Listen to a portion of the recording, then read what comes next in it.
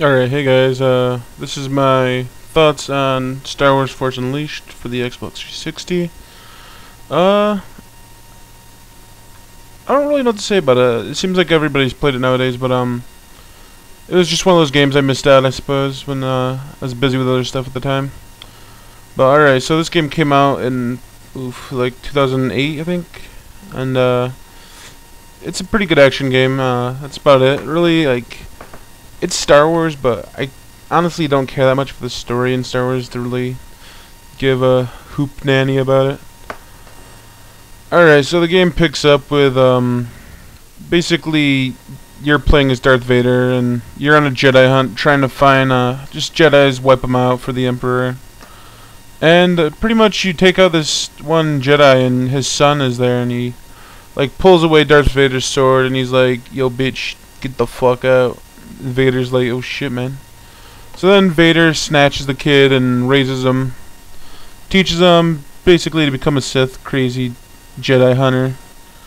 So for the first few chapters, you're killing Jedi for Darth Vader, and basically he's like, it's time to kill the Emperor, and it's just a ploy to bring you out so you can fake your death, so it looks like so the Emperor basically just knows that you're out of the picture, which gives you the chance to go basically assemble the rebellion and meet up with a bunch of key figures from the Star Wars movies and shit. So yeah, I suppose the story is pretty good in that point because it all plays into it. But yeah, I don't know. I don't really have that many complaints, or well, I suppose I have more complaints than likables in this game. Like, I don't know. It's level based.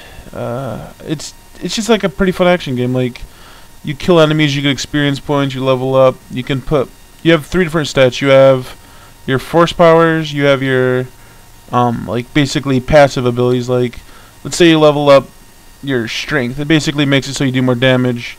Or like, let's say you level up your HP, you'll have more HP. Or you can like level up how fast your mana like rises up after you've depleted it, or like how much damage you take from enemies, stuff like that. And then you have like combat moves you can learn. And collectibles in this game are not worthless, like, surprisingly. Basically, you have like a bunch of different types. Usually each level is 15. You have different types of collectibles. 1, they give you a lightsaber color. 2, they give you a lightsaber crystal, which can give you a different ability. Like, let's say you have this Ukak crystal. It basically makes it so your force energy doesn't take as much when you're casting spells and shit. Or like, let's say you have one that makes it so you do more electricity damage, stuff like that. And it's pretty interesting as you play through the game and unlock more crystals and stuff.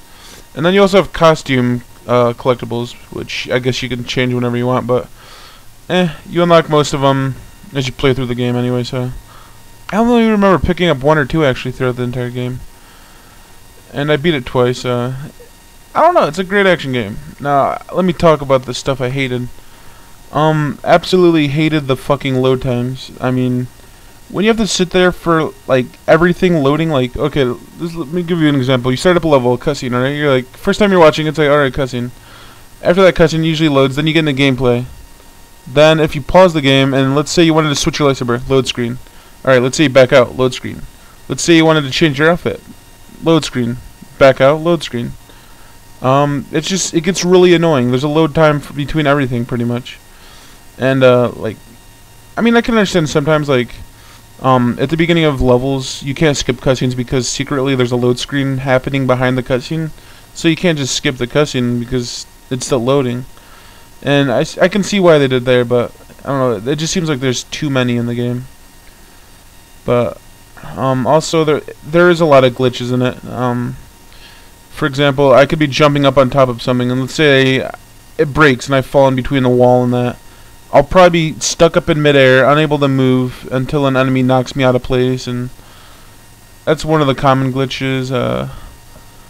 Several times when I was fighting Darth Vader, his AI just completely stopped moving. It just sat there, and it did it on the Emperor also. I don't think it happened on any other bosses, but I know for a fact it happened multiple times in the last 2 bosses. And it's bullshit. I mean, you have to force yourself to die just so you can get it over with and restart your game again. So I don't know. There's too many glitches. Aside from that, though, it'd be a really good game. I'm kind of interested to see what the second game will be like, because the game kind of ends with a dark note if you go with the canon ending, or even the non-canon ending is pretty fucked up. But yeah, I'd say it's definitely worth a rent, not a buy, unless you could find it cheap. Okay, it's a pretty good action game. I'm not gonna lie. So yeah, rent it or buy. Do it. Do it.